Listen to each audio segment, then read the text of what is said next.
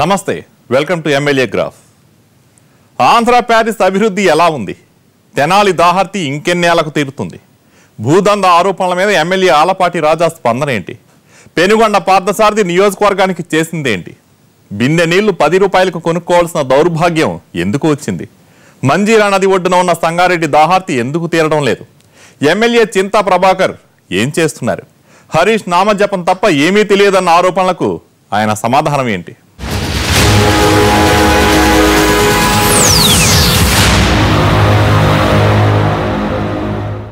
ఆంధ్ర ప్యారిస్లో అభివృద్ధి ఎలా ఉంది? చెంతనే కృష్ణమ్మ ఉన్న తెనాలి దాహర్తి ఎందుకు తీరడం లేదు? ఆక్రమణలతో కుచించుకుపోయిన రోడ్లకు మోక్షం లేదా? ట్రాఫిక్ నరకం చూడాల్సిందేనా? నంది వెలుగు పెదరావూరు మధ్య 4 లైన్ల రోడ్డు నిర్మాణం ఎందుకు ఆగిపోయింది? ఎమ్మెల్యే ఆలపాటి రాజా భూదందాలు నిజమేనా?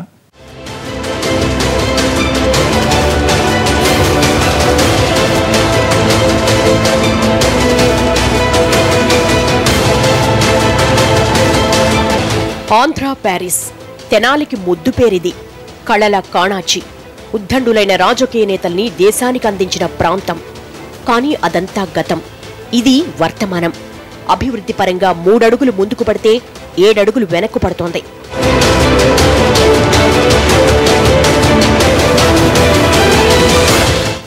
తెనాలిలో రాజకీయ చైతన్యం ఎక్కువ.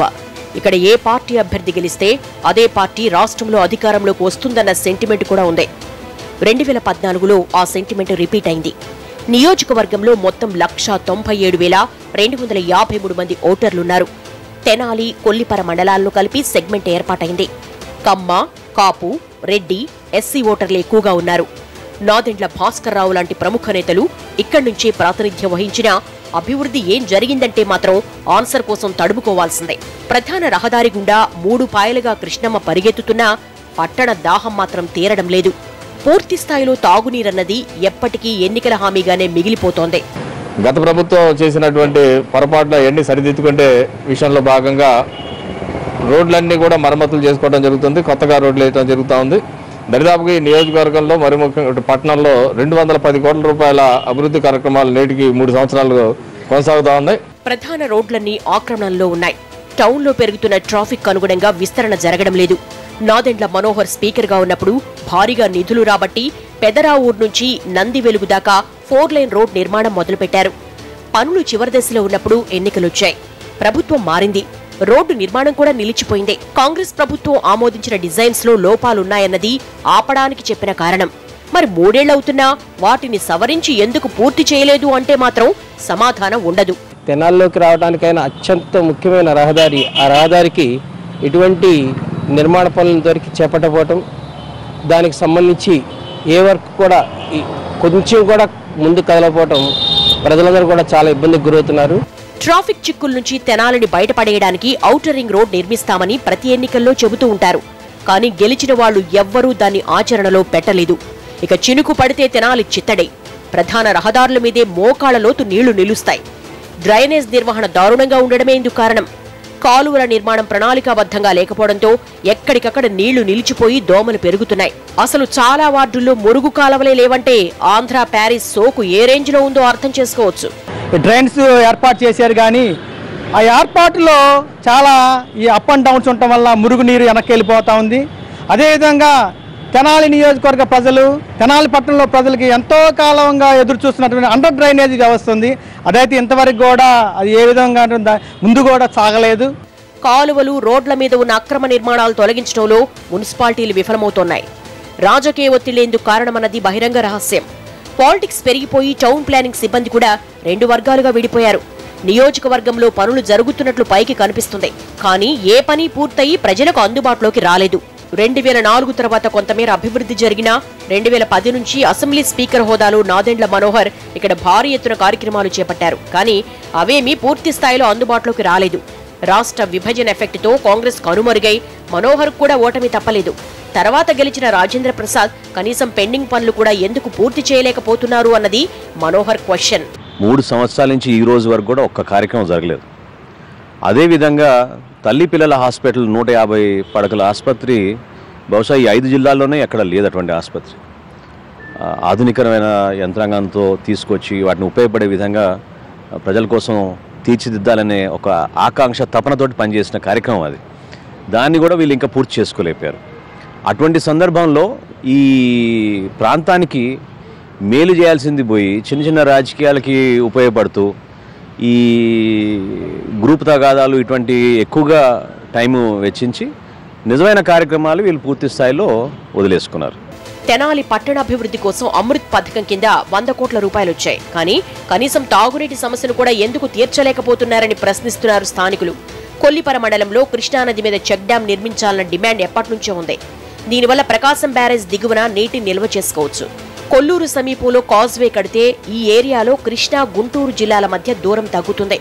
చెక్ డ్యాం, కాజ్వేలను వెంటనే నిర్మించాలి అన్నది తెనాలి వాసుల డిమాండ్.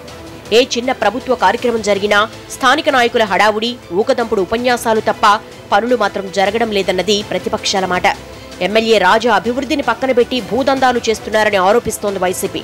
వీళ్ళతో ఆఫీసులతో రాజ్యం, డబ్బులు విచ్చలవిడికి దొయ్యటం, ఇది తప్పక ఇదిగో ఆలపాటి రాజేంద్ర ప్రసాద్ తెనాలి నియోజకవర్గానికి సంబంధించి ఈ పని చేశానని నిజాయితీకి చెప్పమనండి. ఒక్కటే, ఇదిగో నా టైం 3 సంవత్సరాల్లో నేను ఈ పని చేశాను, ఇదిగో తెనాలి ఇలా ఉంది అని ఒక్క పని చెప్పడానికి లేదు. కానీ ఆరోపణల మీద ఎమ్మెల్యే స్పందన కూడా సీరియస్ గానే ఉంది. నేను ఎక్కడ ఎవరి ఆస్తులు దోచుకున్నారో చూపించమని సవాల్ చేస్తున్నారు ఆయన.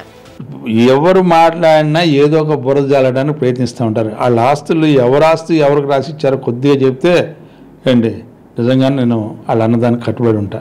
కానీ పిచ్చి ప్రలాపనలు చేయటం, నేను 35 సంవత్సరాల నుంచి రాజకీయాల్లో ఉంటున్నా అండి, నేను ఎవరి ఆస్తి ఎవరి దగ్గర తీసుకున్నానో కొద్దిగా చెప్తే నేను చాలా సంతోషం. నంది వెలుగు పెదరావూరు రహదారి కోసం నిధులు మంజూరయ్యాయని, 40 ఏళ్ల క్రితం నిర్మించిన డ్రైనేజీలను ఇప్పుడు ఆధునీకరిస్తున్నారని చెబుతున్నారాయన.